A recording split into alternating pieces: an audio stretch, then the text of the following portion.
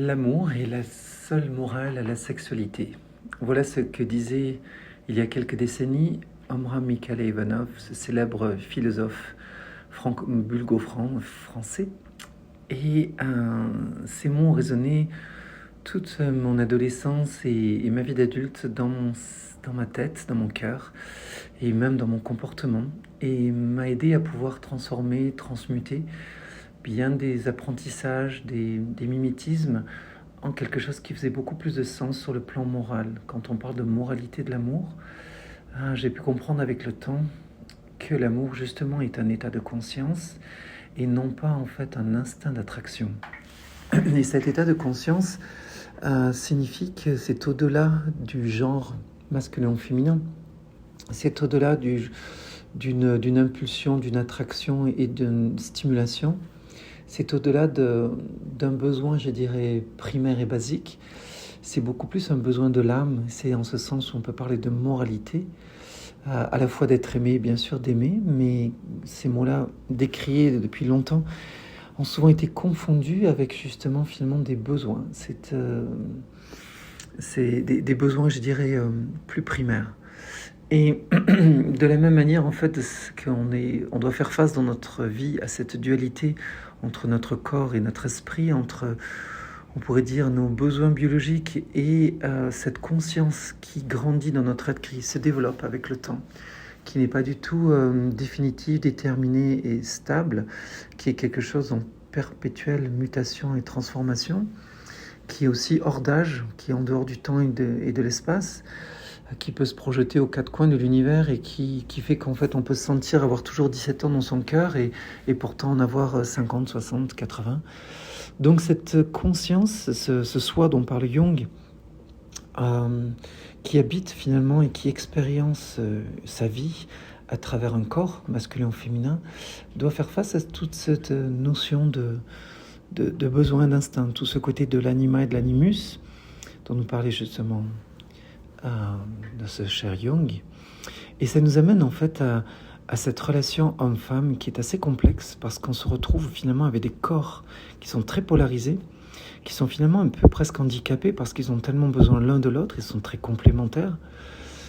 Cette vie corporelle qui est instinctive, qui est à la fois sensorielle, qui est à la fois émotionnelle, qui est à la fois aussi intellectuelle, c'est un regard extérieur sur notre propre corps, sur le corps de l'autre, avec un ensemble d'impulsions et de besoins.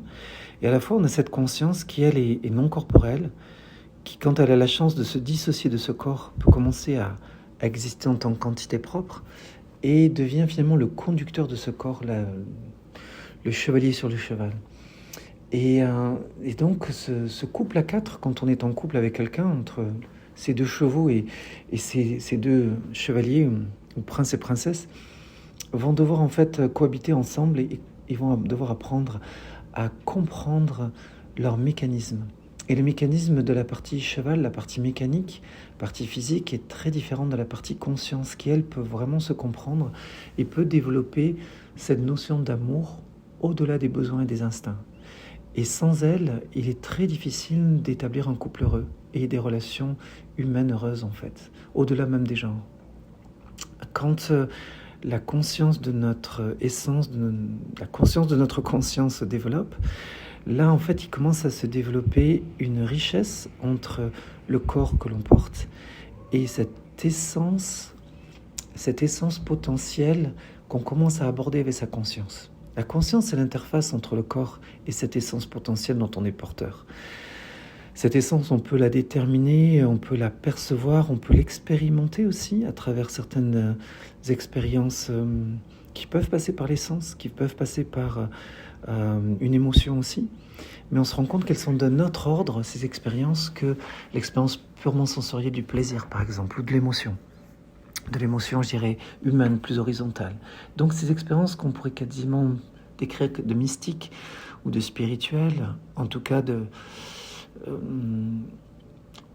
non-sensories émotionnelles typiques, sont celles que la conscience va pouvoir, dont elle va pouvoir s'enrichir pour pouvoir connecter avec notre être intérieur. Et plus cette connexion avec notre être essentiel grandit et même devient quelque chose de très actif en nous, on peut commencer à développer des rituels ou des autorituels qui vont nous donner d'ailleurs cette autorité. Cette autorité naturelle vient de cette capacité à avoir des rituels de rencontre avec nous-mêmes. Plus en fait on est connecté avec nous-mêmes, plus on devient un être complet. Et plus un être est complet, plus il est équilibré, plus il est paisible, plus il est harmonieux, et plus il a cette autorité naturelle. Les autres le respectent parce qu'il n'est plus un mendiant, il n'est plus motivé par l'intérêt de ses besoins corporels. Il est en fait en équilibre, et il est surtout en paix parce qu'en fait il est nourri par sa propre essence. Donc on arrive à cette d'abord première moralité du couple, c'est que le couple commence par le couple intérieur, cette rencontre avec cette essence intérieure. Cette rencontre peut être tout à fait fortuite, elle peut être accidentelle, certains l'ont à des âges assez bas, en bas âge je veux dire par là, d'autres l'ont à l'adolescence, d'autres l'ont à l'âge adulte, d'autres l'ont même à un âge plus avancé. Mais quand elle se fait, elle peut venir à travers une lecture, elle peut venir des fois très spontanément à travers une expérience inattendue dans la nature, à travers une rencontre d'un animal, d'un arbre, peu importe. Il y a plein de médiums qui vont nous pousser à cette expérience-là. Mais dès qu'elle est là, on rentre dans cette voie de travail intérieur, de discipline, d'auto-rituel qui vont nous permettre de faire grandir cette essence et nous épanouir et nous équilibrer. Et c'est dans cet état d'équilibre que la rencontre avec l'autre peut tout à fait se modifier. Et qu'on va pouvoir transcender les besoins biologiques tout en les honorant. C'est pas une question de s'en priver, c'est une question de les vivre avec cette fameuse morale qu'est l'amour. Cet amour, il va être basé bien sûr de pouvoir s'aimer soi-même, mais s'aimer soi-même, ça va être cette rencontre avec cette essence. Car aimer son corps, son genre, est parfois entaché de beaucoup de difficultés. Ce corps est déjà limité, il peut être vécu comme très emprisonnant, très lié, emprisonné dans la boucle spatio-temporelle, mais aussi dans celle de notre genre, avec toutes sortes d'obligations, toutes sortes d'instincts, et aussi des obligations culturelles, sociales, qui toutes représentent des formes d'emprisonnement. Donc réussir à aimer ces emprisonnements n'est pas facile. D'aimer son joug est quelque chose de très très difficile. On le retrouve dans les textes sacrés quand on dit « prenez mon joug car il est léger », parce que quand en fait on peut retrouver sa partie spirituelle, sa partie essence, ça c'est un joug qui en fait n'en est pas un, qui en réalité nous libère du joug de la matière et de l'emprisonnement corporel, émotionnel et intellectuel. Ce sont 3 niveaux en fait d'emprisonnement de plus en plus légers. Mais quand on est dans le joug spirituel, en fait dans la compréhension que notre essence spirituelle fait une expérience dans la matière, là, c'est un poids l'expérience, c'est un poids l'expérience humaine, mais elle devient beaucoup plus légère parce qu'on est en reliance avec son essence.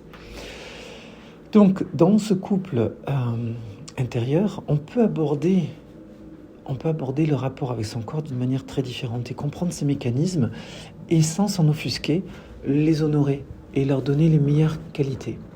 Alors, pour entrer dans des choses très concrètes, on va pouvoir se rendre compte que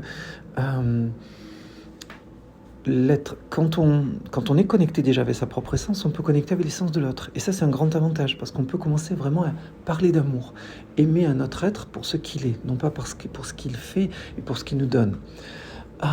Ça change complètement le jeu. Quand on commence à aimer le chevalier plus que son cheval, on se crée des amitiés qui sont plus durables. Et on est moins sous l'emprise des besoins du cheval. Donc ça, c'est, je dirais, le fondamental, on peut même presque s'arrêter là-dessus pour expliquer qu'est-ce qui fait un couple heureux. Et dès qu'en fait on s'intéresse à l'être, et en étant conscient que cet être a des potentiels inouïs, d'une très très grande beauté, d'une très très grande qualité, et qui n'ont pas pu encore être exprimés, notre attention à cet être-là va les faire grandir et fleurir. Exactement comme l'autorité, les rites propres qu'on se donne à soi-même vont faire grandir et fleurir notre essence. Et la vie devient très intéressante parce qu'elle est toujours nouvelle et on n'a jamais fini d'exploiter l'essence dont on est porteur. Les graines, on commence à les planter dans tous les aspects de sa vie et c'est passionnant de voir tout ça germer, grandir en termes de qualité, de vertu, de comportement tout à fait novateur dans notre vie et enrichissant. C'est graduel qu'on se dégage de tendances ataviques et de comportements qui des fois ne nous plaisent pas vraiment. de notre être et qui peuvent être très décevants, justement liés à nos instincts, nos émotions et nos pensées, emprisonnés dans des choses très culturelles, très sociales, très héréditaires. Donc, quand on a cette attitude envers soi, quand on a cette attitude envers l'autre, on se libère donc de cette emprise, mais en même temps, il faut apprendre quelle est cette polarité dans le corps physique, dans le plan émotionnel et le plan mental, pour mieux interagir aussi au niveau de la partie cheval, la partie voiture, la partie polarisée de notre être. Déjà dans notre propre vie en général, mais plus particulièrement bien sûr dans une relation de couple. Et dans une relation de couple, eh bien, c'est sûr que cette polarisation est majeure et on fonctionne avec des mécaniques très très différentes. Par exemple, chez l'homme, chez le garçon, dans le corps masculin, il y a cette polarisation qui fait que le cerveau de l'homme est extrêmement réceptif, avec ses 5 sens, qui est très très sensible à tous les stimuli extérieurs et qui va développer en fait un comportement,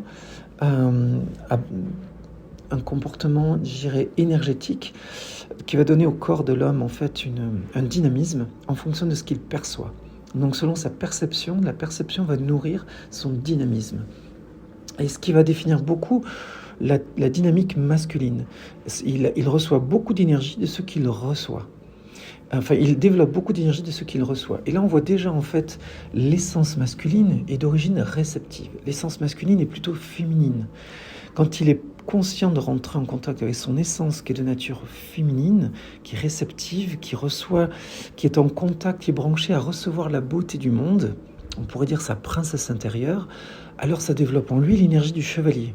Et les plus grands chevaliers sont toujours... Il y a toujours ces légendes, en fait, qui montrent ce grand chevalier qui est capable de battre les plus grands monstres ou les plus grands dragons à cause de sa princesse, pour la délivrer, et c'est très symbolique. En réalité, quand il prend conscience de sa féminité intérieure, de sa sensibilité à percevoir des choses extrêmement beaux de l'univers, alors ça lui donne une force phénoménale. Mais ça, il l'a de manière très instinctuelle dans son propre corps. L'ennui, quand on le transpose sur le plan physique, c'est que ces 5 sens, eux, vont être sensibles à toutes les beautés extérieures. Les femmes, par exemple, tout ce qui est stimulant, excitant, que ce soit les messages publicitaires, la télévision, ce qui nous amène des stimuli, et ce qui va lui donner un dynamisme, mais souvent un dynamisme agressif sexuel. Et quand il reçoit, en fait, et même ça se passe par les phéromones, les femmes, en fait, que ce soit par excitation, déclenchent des phéromones, même en regardant, en fait, des films caractère érotico-pornographique, le visuel va déclencher, en fait, va s'encoder sous forme d'hormones dans l'homme. C'est comme si ces films généraient des phéromones que l'homme perçoit et va transformer en volonté d'action et volonté d'action sexuelle.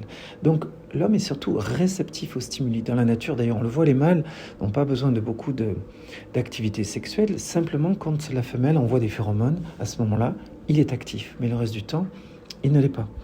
En tant que mammifère, on est fait de la même manière, sauf que le niveau de stimulation et des sensations que l'homme va avoir est très très grand de nos jours à travers tous les médiums, toute aussi la culture sexiste où les femmes vont vouloir vont se déterminer beaucoup en étant sexy, en étant finalement envoyant des messages qui sont associés par l'homme comme des phéromones d'appel à la sexualité. Ça devient un peu compliqué s'il n'a pas un ancrage intérieur en lui, s'il n'a pas son couple intérieur fort pour pouvoir y résister. Puisque finalement, son mécanisme est surtout réceptif et réactif. Pour la femme, c'est différent, elle est dans la situation opposée. Elle, en fait, à l'intérieur d'elle, elle a une grande force. Elle fonctionne par une immense motricité intérieure. Ça, c'est son essence. Et cette immense motricité intérieure va lui donner extrêmement de tendresse. Donc le masculin va générer le féminin. Quand il y a une grande puissance, la femme en fait va s'épanouir, se manifester. On le voit encore dans les contes, quand on voit toujours cette femme qui cherche le prince charmant, qui est un être noble, valeureux et extraordinaire, et à partir de là, elle s'épanouit, elle a beaucoup d'enfants symboliquement dans les contes, c'est-à-dire qu'en fait, elle va épanouir tous les aspects de son être, elle va aussi être rayonnante, elle va être belle, elle va pouvoir enchanter et inspirer tout le royaume par toute sa noblesse, ses qualités, ses vertus. Donc ça devient c'est le fameux mythe de la femme vertueuse, parce que la femme, en fait, c'est l'expression des vertus. Et son corps le manifeste sous forme de magnétisme. Quand on parle de la vertu d'une femme, on sait que c'est son sexe, mais ça peut être aussi la beauté de sa poitrine, de son visage. Le visage d'une femme est beaucoup plus expressif d'une manière générale, et d'ailleurs, si elle ne l'est pas, elle va le souligner par le maquillage. Donc il y a cette volonté de manifester les vertus chez le féminin. Et les vertus, c'est justement cette féminité, cette sensibilité exprimée, cette beauté exprimée. Donc, cette force intérieure de la femme, qui est son essence et qu'elle doit découvrir, va lui permettre de pouvoir exprimer davantage ses vertus, mais d'une façon mariée intérieure, donc sans danger. Alors que tant qu'en fait elle n'est pas équilibrée intérieurement, ben là elle va chercher toujours une force extérieure à elle, elle va chercher de l'énergie chez un homme, quitte à ce que ce soit de l'énergie sexuelle, pour lui donner cette espèce de sentiment intérieur, de recevoir l'énergie intérieure pour pouvoir se manifester. Et on voit toutes ces femmes qui cherchent des hommes puissants, cherchent toujours cette force, cette énergie, la puissance matérielle, intellectuelle, physique, peu importe, pour pouvoir être à son côté et porter ses décolletés, ses bijoux, finalement qui sont des symboles des vertus, en fait, de l'épanouissement. Alors quand on voit ces mécaniques qui sont là au niveau plus instinctuel, on peut prendre conscience que ça peut créer pas mal de problèmes, parce que quand on va chercher à l'horizontale l'énergie, la puissance masculine ou la beauté féminine, on peut se retrouver avec des qualités diverses, puisque si l'être n'est pas connecté avec son essence profonde, eh bien, il va marchander ce qu'il possède sur le plan instinctuel. Et dans ce marchandage, bien sûr, on va se retrouver dans des situations très délicates, avec beaucoup d'intérêt et beaucoup d'avidité, avec ces femmes qui vont être dans cette dépendance affective, mais qui est en réalité une dépendance à l'énergie de l'homme, qui veut capturer son énergie, et des hommes qui vont être toujours en hyper-excitation, parce qu'ils se branchent avec le côté excitant de la femme, la beauté qu'ils n'ont pas à l'intérieur d'eux, alors qu'elle est, et ils la cherchent pour pouvoir en fait avoir de la force. Donc en fait, leur intérêt d'aller vers les femmes, c'est d'augmenter leur force. Sur le plan purement physique, ça se traduit par cette érection et cette capacité, cette volonté de pénétration et de faire sortir leur énergie, de donner leur graine. Mais au fond, en fait, ils s'épuisent en faisant ça. Parce que donc ils se réassurent sur leur force constamment, tout en l'épuisant. Et les femmes, en fait, en attirant des hommes non branchés, non connectés à leur être intérieur, vont attirer des forces assez brutales qui finalement vont leur enlever ce qu'elles ont de plus précieux, c'est leur beauté. Beauté intellectuelle, beauté émotionnelle, jusqu'à la beauté physique. Et donc finalement les dénaturer. On se retrouve avec un mécanisme d'épuisement bilatéral dans la plupart des couples qui sont finalement pas connectés à leur essence. Donc ça, c'est tellement important à prendre conscience dans une vie de couple pour commencer à la fois à travailler ce couple intérieur, mais aussi à savoir aussi respecter dans le plan physique le véhicule physique de l'autre. Et pour rentrer dans des choses un peu plus concrètes, l'homme donc donne en bas sa force et la femme en réalité la donne en haut. Elle la donne par son psychisme. Les 5 sens de l'homme, le cerveau de l'homme et sa partie vaginale et sa partie réceptive. Et elle se fait féconder de la pensée de la femme, de ses yeux, de son regard, de ce qu'elle met dans son regard, dans sa voix. Si elle met que des choses excitantes qui augmentent finalement la stimulation instinctive et sexuelle, eh bien l'homme va donner ça, de l'instinctif et du sexuel, avec toute cette dynamique animale qui est beaucoup plus violente, beaucoup plus agressive. Si au contraire elle y met des énergies de prince, elle voit la même essence qu'elle a découvert en elle, elle la cultive chez l'homme en face, elle le voit comme un être lumineux, merveilleux et plein de noblesse et de potentiel, alors l'homme, elle va déclencher ça dans son regard, puisqu'il est réceptif à ça.